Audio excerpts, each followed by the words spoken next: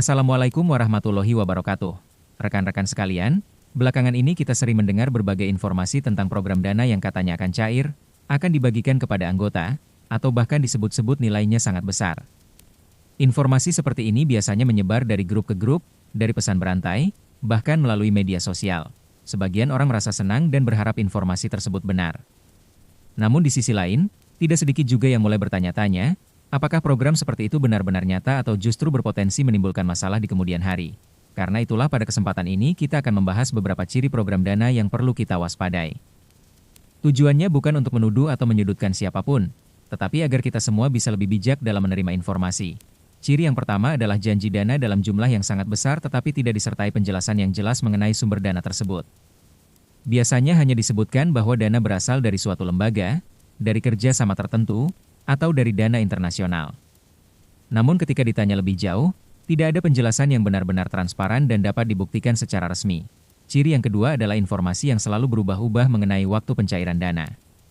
Pada awalnya dikatakan dana akan cair pada tanggal tertentu.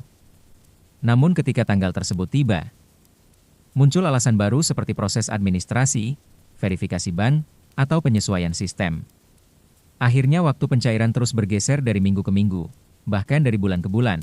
Ciri yang ketiga adalah adanya permintaan kontribusi dari para anggota.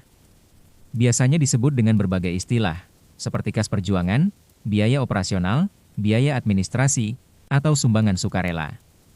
Sekilas hal ini terlihat wajar, tetapi jika dilakukan terus-menerus tanpa adanya kejelasan hasil yang nyata, maka hal ini patut untuk dipertanyakan. Ciri berikutnya adalah penggunaan istilah-istilah yang sulit diferi. Misalnya menyebut adanya dokumen nasional, rekening khusus, kerjasama dengan bank tertentu, atau proses yang melibatkan berbagai pihak penting. Namun ketika dicoba untuk dicek secara resmi, informasi tersebut tidak dapat ditemukan atau tidak dapat dipastikan kebenarannya. Selain itu, sering juga terjadi bahwa anggota diminta untuk terus bersabar dan tidak mempertanyakan terlalu jauh proses yang sedang berjalan. Padahal dalam sebuah program yang benar-benar jelas dan resmi, seharusnya informasi dapat disampaikan secara terbuka dan transparan kepada para peserta.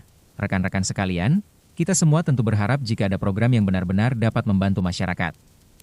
Namun sebagai masyarakat yang bijak, kita juga perlu bersikap kritis terhadap setiap informasi yang beredar. Jangan mudah percaya hanya karena informasi tersebut disampaikan dengan meyakinkan atau karena banyak orang yang ikut menyebarkannya. Sebaiknya kita selalu mencoba mencari sumber informasi yang jelas, memeriksa kebenarannya, dan tidak terburu-buru mengambil keputusan. Dengan memahami ciri-ciri program dana yang berpotensi bermasalah, kita dapat lebih berhati-hati dan tidak mudah terjebak dalam harapan yang pada akhirnya justru merugikan kita sendiri. Semoga pembahasan ini bisa menjadi bahan renungan bagi kita semua agar lebih bijak dalam menyikapi berbagai informasi yang beredar di tengah masyarakat. Terima kasih rekan semua. Wassalamualaikum warahmatullahi wabarakatuh.